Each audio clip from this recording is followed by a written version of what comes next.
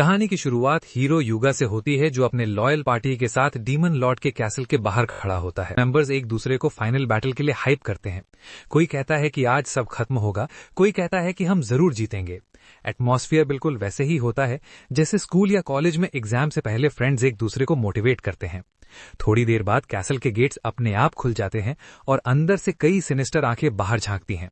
जैसे ही party castle के अंदर जाती है, उनके सामने डीमन लॉर्ड का जनरल योकी आता है। वो बहुत एरोगेंट तरीके से उनका मजाक उड़ाता है और कहता है कि वे बहुत वीक हैं। पार्टी का मेज उस पर एनर्जी ब्लास्ट से अटैक करने की कोशिश करता है, लेकिन योकी उसे बड़ी आसानी से डिस्पेल कर देता है। इसके बाद सोर्ड्समैन मेले अटैक करता है, लेकिन योकी उसके अटैक को डॉज करता है और एक किक में उसे पीछे फेंक देता है। फिर सपोर्ट मेज सेसिलिया युगा पर एनहांसमेंट स्पेल डालती है। युगा अपनी अल्टीमेट स्पेल एक्सकैलिबर को योकी की तरफ छोड़ता है। योकी अपनी एंडलेस डार्क स्पेल से जवाब देता है। दोनों की पावर्स आपस में टकराती हैं, लेकिन आखिर में योकी हीरो को ओवर पावर कर देता है और पूरी पार्टी को अकेले ही हरा देता है। जमीन पर पड़े हुए युगा को लगता है कि शायद यही उनकी जर्नी का एंड है। वो अनकॉन्शियस हो जाता है। युगा के बेहोश होते ही योकी सभी हीरोज को हील करना शुरू करता है। तभी उसकी नजर सपोर्ट मेज सेसिलिया पर जाती है और उसे वो बहुत प्रिटी लगती है। वो उसके लुक्स में डिस्ट्रैक्टेड हो जाता है। कुछ समय बाद वो सभी हीरोज को कैसल की प्रिजन में ले जाता है। वहां उसके सबॉर्डिनेट्स उससे पूछते हैं कि क्या हीरोज को मार देना चाहिए। योकी अचानक उन्हें देखकर शॉक हो जाता है और उसके सभी सबॉर्डिनेट्स उसे सेसिलिया को घूरने के लिए टीज करने लगते हैं।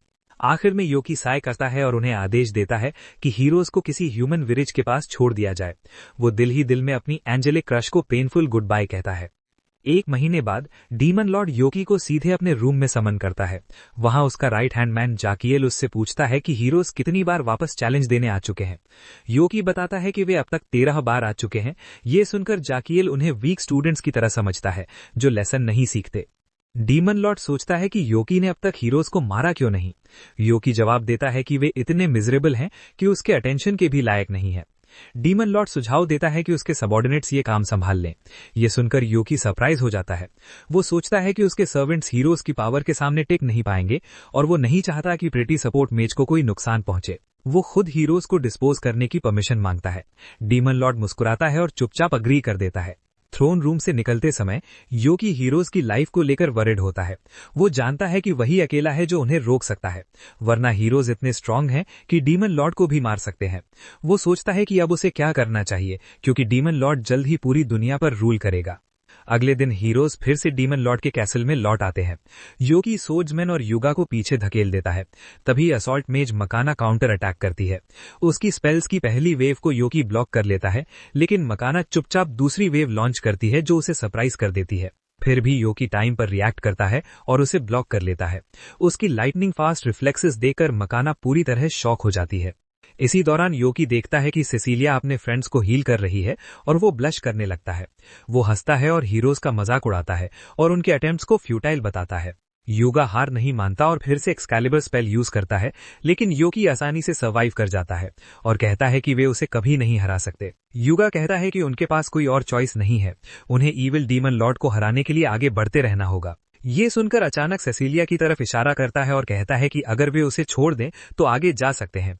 युगा तुरंत मना कर देता है, लेकिन मकाना कहती है कि उन्हें ऑफर एक्सेप्ट कर लेना चाहिए। वो समझाती है कि ये डीमन उन्हें कभी भी मार सकता है, इसलिए उसकी काइंडनेस एक्सेप्ट करके मिशन पूरा करना बेहतर है। युगा अब भी तैयार नहीं होता, लेकिन तभी सेसिलिया खुद बोलती है कि वो यहीं रहने को तैयार है। आखिरकार पार्टी आगे बढ़ जाती है और प्रॉमिस करती है कि डीमन लॉर्ड को हराने के बाद वे अपनी प्रीस्टेस को वापस लेने आएंगे। सबके जाने के बाद सेसिलिया योकी से पूछती है कि उसने उसे क्यों रोका। योकी फाइट करने वाला समझकर उसे अटैक करने की कोशिश करती है, लेकिन योकी तुरंत सरेंडर कर देता है और निगोशिएट करने लगता है। सेसिलिया पूछती है कि जब वो उसे मारना ही चाहता है तो इंट्रोडक्शन क्यों दे रहा है। योकी कहता है कि अगर वो सच में उसे मारना चाहता तो शुरू में ही कर देता। आखिर में सेसिलिया रिलैक्स होती है और पूछती है कि वो चाहता क्या है। योकी हिम्मत जुटाकर कन्फेस करता है कि उसे पहली नजर में उससे प्यार हो गया था और वो उसके साथ डेट पर जाना चाहता है। ये रिजेक्शन इतनी पेनफुल होती है कि योकी की जीने की इच्छा ही खत्म हो जाती है।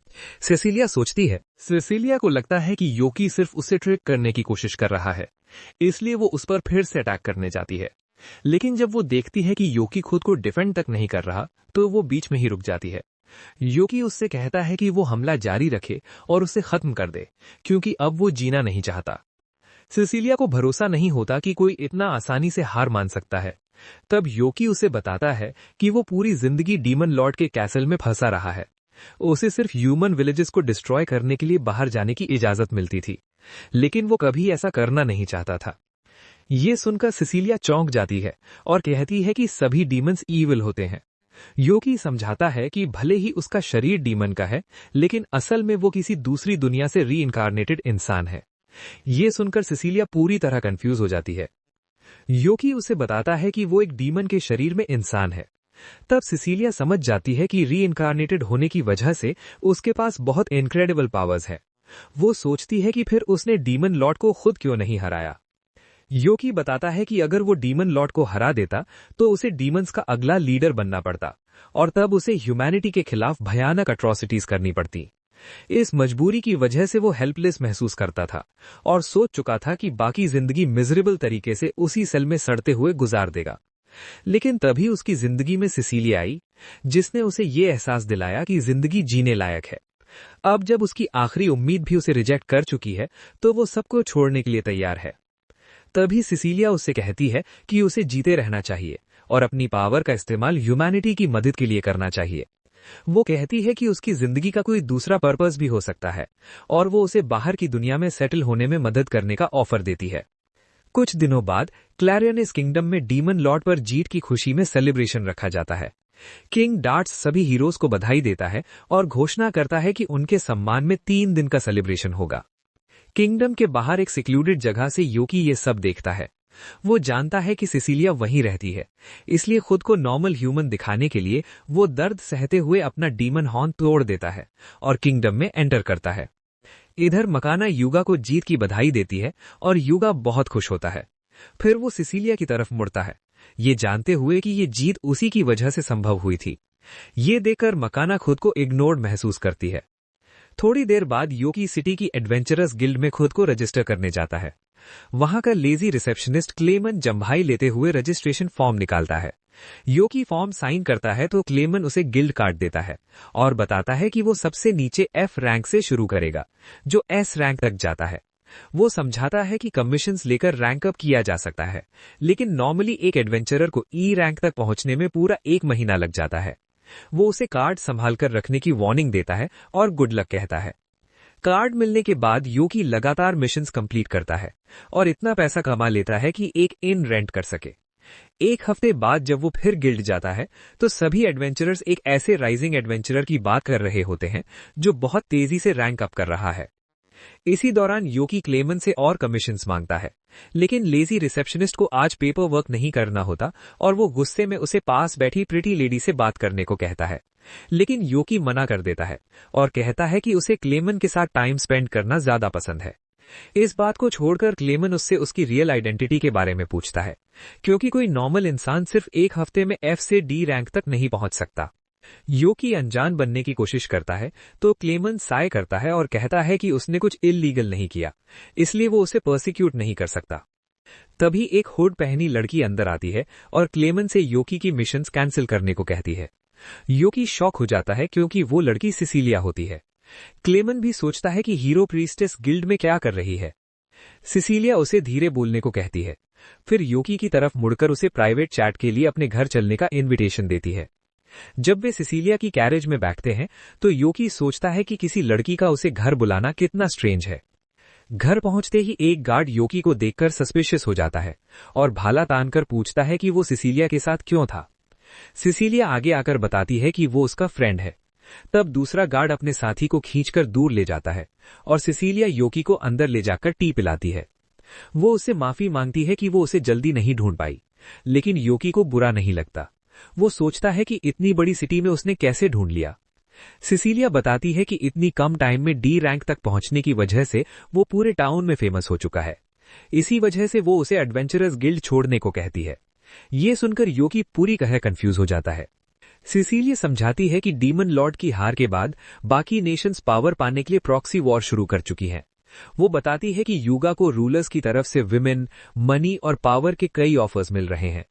युगा को हीरो से थोड़ी जेलसी महसूस होती है, लेकिन वो ये भी समझता है कि नेशंस उसे सिर्फ पॉन की तरह यूज करना चाहती हैं। तभी सिसिलिया बताती है कि उसकी एक्स्ट्रा ऑर्डिनरी पावर भी उसे ऐसे ही खतरनाक ध्यान का सेंटर बना देगी। सिसिलिया उसे समझाती है कि अलग अलग नेशंस उसकी ताकत पर ध्यान देने लगेंगी क्योंकि वो हीरो से भी ज्यादा स्ट्रांग है। उसे डर है कि लोग योकी की पावर को गलत तरीके से यूज करके पूरी दुनिया पर कब्जा करना चाहेंगे। योकी उसकी चिंता समझता है, लेकिन वो उसे याद दिलाता है कि उसे अपने बिल्स भी पे करने होते हैं और सिर्फ अच्छे इरादों से जिंदगी नहीं चलती। सिसिलिया कहती है कि वो खुद उसे हायर कर सकती है, लेकिन वो मानती है कि उसके पास इतना पैसा नहीं है जो उसकी मेहनत के लायक हो। वो उससे रिक्वेस्ट करती है कि वो फिर भी उसकी बात मान ले। तभी योकी उसे अपना सिर उठाने को कहता है और कॉन्फिडेंस के साथ बोलता है कि अगर दुनिया की सबसे ब्यूटीफुल वुमन भी उसे ऑफर की जाए तो भी वो एक्सेप्ट नहीं करेगा, क्योंकि उसकी नजरों में सिर्फ सिसिलिया है। ये सुनकर सिसिलिया हंस पड़ती है और योकी अपनी ही बड़ी बड़ी बातों पर एम्बैरेस्ड महसूस करता है। तभी सिसिलिया की मां सीलिया कमरे में आती है। वो गार्ड के रूड बिहेवियर के लिए माफी मांगती है और अपनी मेड सोफिया को गार्ड को डिसिप्लिन करने भेज देती है। मेड के जाते ही सेलिया बताती है कि उसकी बेटी को कई एंगेजमेंट ऑफर्स मिल चुके हैं। ये सुनकर योकी शॉक हो जाता है, क्योंकि हीरो युगा ने भी सिसिलिया से कन्फेस किया था, लेकिन सिसिलिया उसे भरोसा दिलाती है कि उसने युगा को मना कर दिया था। योकी की हालत देखकर सेलिया समझ जाती है कि वो भी उसकी बेटी को पसंद करता है।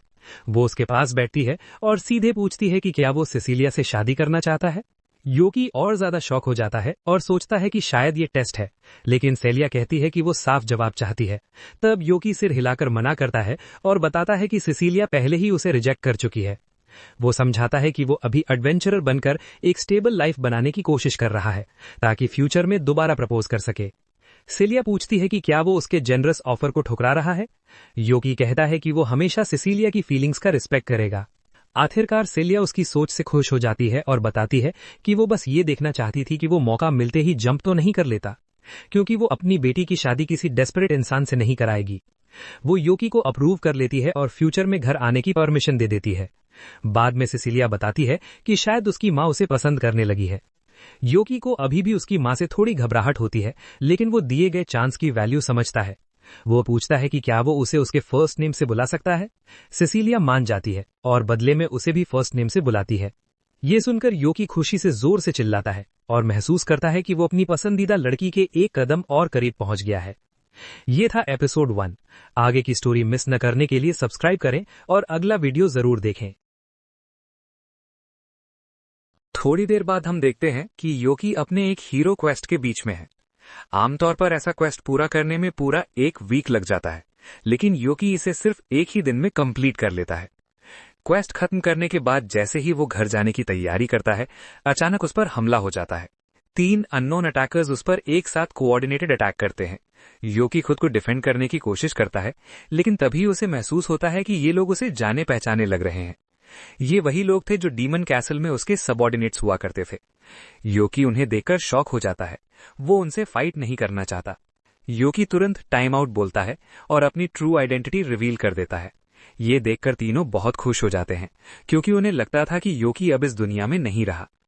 लेकिन ड्यूक को बहुत गुस्सा आता है। वो योकी से नाराज होता है, क्योंकि जब हीरो पार्टी ने डीमन कैसल पर अटैक किया था, उस टाइम योकी वहां मौजूद नहीं था। वो हमेशा की तरह उन्हें प्रोटेक्ट करने नहीं आया। उन तीनों को खुद ही फाइट करनी पड़ी और समहाउ वे डीमन लॉर्ड के थ्रोन रूम तक पहुंच गए, जहां डीमन लॉर्ड को डिफीट कर दिया गया। ड्यूक को ऐसा लगता है जैसे योकी ने जानबूझकर हीरोज को बिना लड़े अंदर जाने दिया। इतना ही नहीं, योकी अब बिल्कुल एक ह्यूमन जैसा दिखता है, जो उन्हें और भी कंफ्यूज कर देता है। ड्यूक पूछता है कि ये सब आखिर क्यों हुआ। योकी सबको काम डाउन होने को कहता है और बोलता है कि उसके पास अपने एक्शंस का बहुत सॉलिड रीजन है। तीनों उसकी बात सुनने के लिए रुक जाते हैं, क्योंकि उन्हें भरोसा है कि योकी कभी बिना वजह कुछ नहीं करता। लेकिन जब योकी बताता है कि उसने ये सब सिर्फ इसलिए किया क्योंकि उसे हीरो पार्टी की प्रीस्टेस पर क्रश हो गया था, तो तीनों के दिमाग कंप्लीटली ब्लैंक हो जाते हैं। वे इस बात को समझ ही नहीं पाते। योकी उन्हें बताता है कि अब वो एक ह्यूमन की तरह जीना चाहता है। वो कहता है कि अब से वे उसे अपना कैप्टन ना समझें और जो चाहे वो करें। वो उन्हें पूरी फ्रीडम देता है, लेकिन तीनों साफ मना कर देते हैं। वे कहते हैं कि उन्हें योकी के साथ रहना ज्यादा पसंद है। इसके अलावा वे उस लड़की से भी मिलना चाहते हैं जिसने योकी का दिल चुरा लिया। ये सुनकर योकी घबरा जाता है। योकी कहता है कि ये पॉसिबल नहीं है। अगर शहर में किसी ने उन्हें देख लिया तो मास पैनिक फैल जाएगी, लोग डर जाएंगे, पूरा सिटी केओस में चला जाएगा। लेकिन तीनों कॉन्फिडेंट रहते हैं। वे कहते हैं कि इसमें कोई प्रॉब्लम नहीं है, वे भी अपने डीमन फीचर्स हाइड कर सकते हैं, बिल्कुल योकी की तरह। उनकी बातें सुनकर योकी थोड़ा सोचता है। वे इतने जिद्दी होते हैं कि आखिरकार योकी अग्री कर जाता है और उन्हें अपने साथ चलने की परमिशन दे देता है। जैसे कि उसे पता था कि वहां से उसका निकलना मुश्किल है, लेकिन योकी उन्हें पहले ही वार्न कर देता है कि ह्यूमंस के बीच ब्लेंड होना उतना इजी नहीं है जितना वे सोच रहे हैं। उसी दिन बाद में योकी अपने सबॉर्डिनेट्स को डिस्गाइज करके सिसिलिया से मिलाने लाता है, लेकिन ये एक्सपीरियंस उनकी एक्सपेक्टेशन से काफी ज्यादा ब्रूटल निकलता है, खासकर हैप्पीनेस के लिए, क्योंकि योकी को उसके फेदर्स एक एक करके प्लग करने पड़ते हैं, जिससे उसे काफी पेन होता है। इसके बाद वे सभी साथ बैठकर टी पीते हैं। सिसिलिया मुस्कुराते हुए कहती है कि उन्हें मिलकर अच्छा लगा। हालांकि उसे पता है कि वे सभी डीमंस हैं, लेकिन दिखने में वे बिल्कुल भी डीमंस जैसे नहीं लगते। ड्यूक एक्सप्लेन करता है कि उन्होंने खुद को ह्यूमन जैसा दिखाने के लिए पूरी मेहनत की है, और जहां तक ड्यूक की बात है, क्योंकि वो डलहन है, योकी ने उसका हेड उसके आर्मर के अंदर फ्यूज कर दिया है ताकि वो रोल ऑफ ना हो। ड्यूक और सिसिलिया की बातचीत काफी स्मूथली चल रही होती है। दोनों अच्छे से घुल मिल जाते हैं। ये देखकर योकी को थोड़ी जेलसी होने लगती है, क्योंकि ड्यूक उसके सामने कभी इतना ज्यादा बात नहीं करता था। लेकिन जैसे ही वो एक क्यूट गर्ल के सामने आया, वो नॉन स्टॉप बातें करने लगा। ड्यूक एक्सप्लेन करता है कि पहले वो इसलिए ज्यादा बात नहीं करता था क्योंकि वो योकी को बिल्कुल पसंद नहीं करता था। डीमन कैसल में योकी की इमेज एक टोटल शट इन की थी, जो अपने रूम से बाहर ही नहीं निकलता था। यहाँ तक कि जब उसके सुपीरियर उसे बाहर जाकर कुछ ह्यूमंस मारने के लिए चिल्लाते थे, जैसा कि एक रिस्पेक्टेबल डीमन जनरल को करना चाहिए, योकी उन्हें धमकी दे देता था कि अगर उन्होंने उसे परेशान किया तो वो उन्हें बीट कर देगा, और आखिरकार वे उसे अकेला छोड़कर चले जाते थे। ड्यूक को एक डीमन जनरल का ऐसा बिहेवियर बिल्कुल पसंद नहीं था, इसलिए एक दिन वो योकी के रूम में घुस गया उसे लेसन सिखाने के लिए। उसे लगा कि एक शट इन लूजर को हैंडल करना आसान होगा, लेकिन वो गलत साबित हुआ। योकी ने उसे बुरी तरह बीट कर दिया। उसके बाद ड्यूक योकी का सबॉर्डिनेट बन गया। हालांकि कुछ टाइम तक वो उस बीटिंग को लेकर ग्रजेस रखता रहा, लेकिन धीरे धीरे उसने सब एक्सेप्ट कर लिया और योकी को अपना लीडर मान लिया। ड्यूक को पूरा यकीन है कि हैप्पीनेस और शेक के साथ भी सेम ही हुआ था, लेकिन जब वो उन दोनों की बात करता है तो उसे रियलाइज होता है कि वे दोनों कहीं दिखाई नहीं दे रहे। अगर सिसिलिया के अलावा किसी और को उनकी ट्रू आइडेंटिटी पता चल गई तो बहुत बड़ी प्रॉब्लम हो सकती है। इसलिए योकी और बाकी लोग उन्हें ढूंढने के लिए अंदर जाते हैं, और तभी वे सिसिलिया की मदर को गार्डन में देखते हैं। शेक उनकी गोद में सो रहा होता है। एक्वा उन्हें आते हुए देखती है और पूछती है कि क्या वे जानते हैं ये बच्चा कौन है। योकी उन्हें बताता है कि शेक उसका फ्रेंड है। योकी किसी भी ट्रबल के लिए अपोलोजाइज करता है, लेकिन एक्वा कहती है कि अपोलोजाइज करने की कोई जरूरत नहीं, उसे किड्स के साथ टाइम स्पेंड करना बहुत पसंद है। उसे शेक गार्डन में भागते हुए मिला था, इसलिए ये सोचने के बजाय कि वो अंदर कैसे आया, उसने उसके साथ टैग खेलना शुरू कर दिया। खेलते खेलते शेक थक गया और उसकी गोद में सो गया। अब जब शेक मिल गया तो योकी एक्वा से पूछता है कि क्या उसने शेक के साथ कोई लड़की देखी थी। एक्वा कंफर्म करती है, लेकिन बताती है कि हेडमेड उसे थोड़ी देर पहले अंदर ले गई थी। ये सुनते ही योकी को डेंजर महसूस होता है। वे सभी जल्दी से अंदर की तरफ भागते हैं, लेकिन अंदर का सीन देखकर वे शॉक्ड हो जाते हैं। हैप्पीनेस परफेक्ट मेड एटिकेट की ट्रेनिंग ले रही होती है। सोफिया जैसे ही ग्रुप को देखती है, वो बताती है कि वो न्यू मेड की ट्रेनिंग फिनिश कर रही थी, लेकिन सिसिलिया क्लैरिफाई करती है कि हैप्पीनेस कोई मेड नहीं है, वो योकी की फ्रेंड है। सोफिया हैप्पीनेस से पूछती है और वो कंफर्म कर देती है। सोफिया तुरंत अपोलोजाइज करती है और कहती है कि अगर वो चाहे तो जा सकती है। योकी हैप्पीनेस से कहता है कि वो मेड आउटफिट चेंज कर ले, लेकिन सरप्राइज ये होता है कि हैप्पीनेस मना कर देती है। उसे मेड बनना सोचे से कहीं ज्यादा फन लगता है, इसलिए वो यही काम करना चाहती है। सोफिया को कोई ऑब्जेक्शन नहीं होता और इस तरह हैप्पीनेस ऑफिशियली मेड बन जाती है। दिन के एंड तक सब लोग जाने की तैयारी करते हैं। वे हैप्पीनेस को उसके फर्स्ट डे के लिए गुड लक विश करते हैं, लेकिन योकी के जाने से पहले एक्वा उसे साइड में बुलाती है। वो बताती है कि सिसिलिया को कई वीक से रिलैक्स करने का मौका नहीं मिला, इसलिए वो उसे फोर्स करके एक डे ऑफ दिलवाने वाली है, और अगर योकी उसे डेट पर पूछना चाहता है तो यही बेस्ट चांस है। ये योकी को मिला सबसे परफेक्ट चांस होता है और वो इसे वेस्ट नहीं करने वाला। डेट के टाइम सिसिलिया अपनी कैरेज में आती है। योकी उसके आउटफिट को देखकर पूरी तरह मेस्मराइज हो जाता है। वो कहता है कि वो अपनी पूरी पावर लगाएगा ताकि उसका डे ऑफ पूरी तरह परफेक्ट बने, सिसिलिया को ये देखकर हंसी आती है कि वो इसे इतना सीरियसली ले रहा है, लेकिन वो एक्साइटेड है ये देखने के लिए कि योकी ने क्या प्लान किया है। जब वे सिटी में वॉक करते हैं, सिसिलिया नोटिस करती है कि लोकल बेकरी में एक न्यू टाइप का केक आया है। वो सजेस्ट करती है कि डेट के बाद वे वहां चल सकते हैं। फिलहाल वे सिटी में वॉक कंटिन्यू करते हैं। योकी सिसिलिया से नजर हटा ही नहीं पा रहा, क्योंकि वो बहुत ज्यादा क्यूट लग रही होती है। अब तक सब कुछ बहुत अच्छा चल रहा होता है और सिसिलिया खुद भी काफी एंजॉय कर रही होती है। थोड़ी देर बाद वे एक एक्सेसरी स्टोर के पास पहुंचते हैं। वे दोनों अंदर जाने ही वाले होते हैं, लेकिन उसी समय हीरो पार्टी के युगा और माना वहां से गुजर रहे होते हैं। और जैसे ही युगा सिसिलिया को पहचानता है, युगा जोर से सिसिलिया को कॉल करता है और पूरी तरह योकी को इग्नोर कर देता है।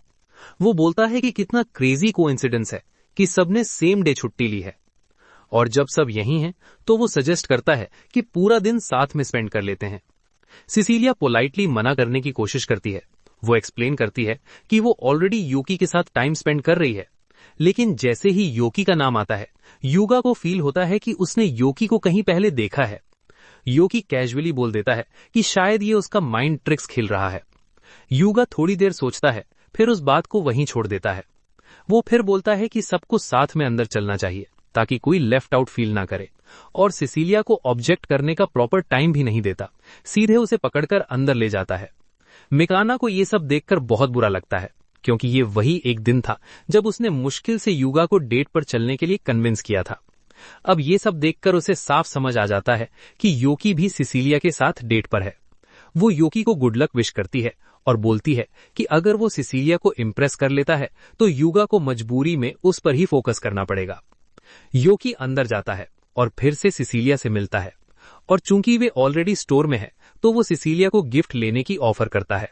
सिसिलिया मना करती है और कहती है कि उसे कुछ लेने की जरूरत नहीं, लेकिन योकी बोलता है कि ये उसका थैंक्स कहने का तरीका है उस हेल्प के लिए जो सिसिलिया ने उसके लिए की है। आखिरकार सिसिलिया अग्री कर जाती है। ये सब देखकर युगा को एक्सट्रीम जेलसी होने लगती है। वो बीच में कूद पड़ता है और बोलता है कि वो सबके लिए गिफ्ट्स पिक करेगा, क्लियरली योकी को वन अप करने की कोशिश में। योकी एक नेकलेस पिक करता है जो उसे लगता है कि सिसिलिया पर बहुत अच्छा लगेगा। वहीं युगा स्टोर का सबसे एक्सपेंसिव पेंडेंट उठा लेता है, क्योंकि उसे समझ नहीं आता कि और क्या खरीदे। वो सिसिलिया को पहनाने की कोशिश करता है, लेकिन एक्सीडेंटली उसका डिस्गाइज गिरा देता है। अब ना उसके सिर पर हैट है और ना ही ग्लासेस।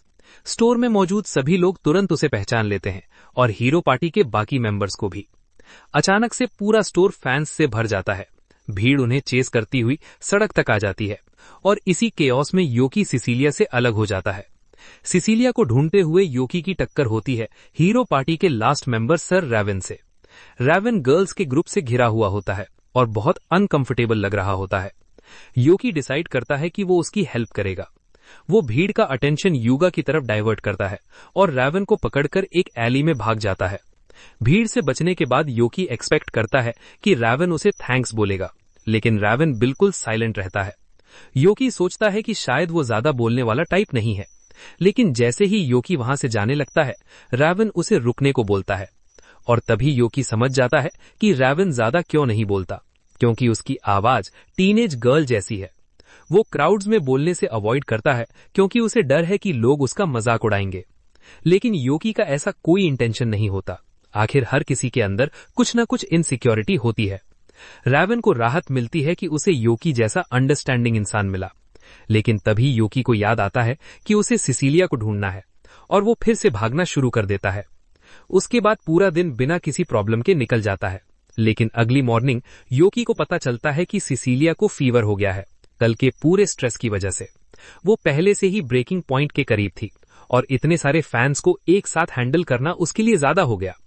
योकी को लगता है कि ये सब उसकी गलती है। एक्वा उसे समझाती है कि उसे गिल्टी फील करने की जरूरत नहीं। सिसिलिया को बस माइल्ड कोल्ड हुआ है, और वो योकी से नाराज भी नहीं है, लेकिन युगा से वो काफी नाराज है, और अगली बार मिलने पर उससे बाउंड्रीज को लेकर लंबी बात होने वाली है। वैसे तो सिसिलिया की हालत का मेन रीजन युगा ही था, लेकिन जैसे ही उसे ये सब पता चला, वो तुरंत सिसिलिया से मिलने आने की कोशिश करता है, लेकिन मेड्स उसे गेट पर ही रोक देती हैं ताकि वो और डैमेज ना कर सके। एक्वा को लगता है कि रिकवरी के टाइम सिसिलिया को किसी फ्रेंड से मिलना अच्छा लगेगा, इसलिए वो योकी से उससे मिलने को कहती है। सोफिया योकी को सिसिलिया के रूम तक ले जाती है और डोर नॉक करती है। सिसिलिया पैनिक करने लगती है और योकी से बाहर वेट करने को कहती है जब तक वो रूम क्लीन न कर ले, लेकिन सोफिया उसे अश्योर करती है कि चिंता करने की कोई बात नहीं, वो ऑलरेडी सिसिलिया के सारे टॉयज हटा चुकी है। फिर भी ये सुनकर सिसिलिया को एम्बैरेसमेंट होती है, लेकिन अब योकी के अंदर आने में कोई प्रॉब्लम नहीं। योकी अंदर आता है और बेड के पास बैठ जाता है। वो पूरे इंसिडेंट के लिए अपोलोजाइज करता है और बोलता है कि वो समहाउ ये सब ठीक करेगा, लेकिन सिसिलिया बोलती है कि वो उसे ब्लेम नहीं करती। अगर वो सच में गिल्टी फील कर रहा है तो वो उसे एक चांस देती है। वो बोलती है कि रिकवरी के बाद वो उसके साथ एक और डेट पर चल सकता है। योकी कुछ सेकंड्स के लिए कंप्लीटली स्टन्ड हो जाता है, क्योंकि सिसिलिया ने बेसिकली उसे खुद ही डेट पर पूछ लिया था और ये उसके पूरे दिन की सबसे अच्छी बात थी। योकी स्माइल करता है और बोलता है कि वो प्रॉमिस करता है उनकी नेक्स्ट डेट इससे भी बेटर होगी। सिसिलिया की बात सुनकर योकी इतना ज्यादा खुश हो जाता है जितना उसने कभी इमेजिन भी नहीं किया था। वो अपने इमोशंस को कंट्रोल नहीं कर पाता और थोड़ा ज्यादा एंथुजियास्टिक हो जाता है। लेकिन प्रॉब्लम ये हो जाती है कि वो सिसिलिया के पास जोर जोर से बोलने लगता है, जिससे उसकी कंडीशन और खराब हो सकती है। ये सब देखकर सोफिया बीच में आ जाती है और पोलाइटली योकी को बाहर भेज देती है। योकी थोड़ा डिसअपॉइंटेड होता है, लेकिन वो समझ जाता है और घर जाने के लिए निकल पड़ता है। तभी अचानक उसकी नजर रेवन पर पड़ती है। रेवन नर्वस सा सिसिलिया के हाउस की तरफ वॉक कर रहा होता है। योकी को क्यूरियोसिटी होती है कि वो यहाँ क्या कर रहा है, तो वो रेवन के पास जाकर कैजुअली ही बोलता है। रेवन का फेस देखकर लगता है कि उसके माइंड में काफी कुछ चल रहा है। योकी उससे पूछता है कि क्या कोई बात उसे परेशान कर रही है। थोड़ी हेजिटेशन के बाद रेवन एडमिट करता है कि वो उस लड़की को कन्फेस करने की हिम्मत जुटा रहा है जिसे वो पसंद करता है। वो बताता है कि उस लड़की ने भी उसकी आवाज सुनकर उसका मजाक नहीं उड़ाया था, बिल्कुल योकी की तरह, और उसी दिन से रेवन को उस लड़की पर क्रश हो गया। लेकिन उसे डाउट है कि क्या वो लड़की भी उसे पसंद करती है या नहीं। योकी ये सुनकर थोड़ा कंफ्यूज हो जाता है। उसे समझ नहीं आता कि रेवन इतना वरिड क्यों है, क्योंकि रेवन डॉल है, हैंडसम है और फेमस भी है। उसकी सिर्फ एक ही प्रॉब्लम है, उसकी वॉइस। लेकिन जिस लड़की को वो पसंद करता है वो ऑलरेडी बोल चुकी है कि उसे उसकी आवाज से कोई प्रॉब्लम नहीं है, तो ऐसे में रेवन के पास एक्सेप्टेंस का काफी अच्छा चांस है। योकी ये सारी बात रेवन को समझाता है। रेवन को भी रियलाइज होता है कि योकी सही बोल रहा है। उसका कॉन्फिडेंस बढ़ जाता है और वो डिसाइड करता है कि अब वो कन्फेशन जरूर करेगा। योकी को उस पर प्राउड फील होता है, जैसे कोई सीनियर स्टूडेंट अपने जूनियर को मोटिवेट करता है। लेकिन तभी योकी को एक बात रियलाइज होती है। रेवन सीधे सिसिलिया के हाउस की तरफ ही जा रहा है। मतलब जिस लड़की को रेवन पसंद करता है वो कोई और नहीं, सिसिलिया ही हो सकती है। ये सोचकर योकी थोड़ा फ्रीज हो जाता है। उसे लगता है कि उसने खुद ही अपने लिए कंपटीशन क्रिएट कर लिया है। लेकिन अब जो होना था वो होने ही वाला है और यहीं पर एपिसोड 2 खत्म हो जाता है। अगर आगे की स्टोरी मिस नहीं करना चाहते तो चैनल को सब्सक्राइब करना मत भूलना। एपिसोड 3 की स्टार्टिंग में हम देखते हैं कि यूकी बहुत ज्यादा अपसेट है। वो खुद से कह रहा होता है कि ये सब उसी की गलती है, क्योंकि उसी ने रेवन को एनकरेज किया था कि वो जाकर सिसिलिया के सामने अपना लव कन्फेस करे। यूकी खुद को समझाने की कोशिश करता है कि सिसिलिया का रेवन से प्यार करना या उसे डेट करना इम्पॉसिबल है। उसे पूरा कॉन्फिडेंस है कि सिसिलिया सिर्फ उसी से प्यार करती है। लेकिन तभी यूकी को याद आता है कि पहले सिसिलिया और रेवन हीरो टीम में साथ थे। वो सोचने लगता है कि शायद उनके बीच कोई ऐसी सिचुएशन हुई हो जिसकी वजह से सिसिलिया का दिल रेवन की तरफ झुक गया हो। यूकी बैठकर इमेजिन करता है कि दोनों किसी मैजिक केव में फंस गए थे जहां सिसिलिया डेंजर में थी। तभी रेवन आया और उसने सिसिलिया को बचा लिया। उसी मोमेंट से सिसिलिया को उससे प्यार हो गया होगा। तभी अचानक रेवन वापस आता है। उसका फेस देखकर साफ पता चलता है कि वो बहुत फ्रस्ट्रेटेड है। वो यूकी को थैंक्स बोलता है कि उसने उसे कन्फेस करने की हिम्मत दी, लेकिन साथ ही कहता है कि सब बेकार गया और कुछ भी रिजल्ट नहीं मिला। वो ये भी कह देता है कि अब उसे जीने का मन नहीं है। इसके बाद रेवन जल्दी से मैंशन की तरफ भागता है ताकि सिसिलिया से मिल सके, लेकिन वहां मेड सोफिया उसे रोक लेती है। वो बताती है कि सिसिलिया अभी सो रही है और रेवन को वापस जाने को कहती है। यूकी बोलता है कि रेवन तो थोड़ी देर पहले ही यहाँ था। तब सोफिया बताती है कि हाँ, रेवन आया था, लेकिन वो सिसिलिया से नहीं बल्कि हैप्पीनेस से मिलने आया था। ये सुनते ही यूकी को जोर का शॉक लगता है। वो तुरंत समझ जाता है कि रैवन सिसिलिया के लिए नहीं बल्कि हैप्पीनेस के लिए आया था। यूकी बिना टाइम वेस्ट किए हैप्पीनेस के पास जाता है और उससे पूछता है कि जब रैवन लव कन्फेस करने आया था तो उसका रिएक्शन क्या था।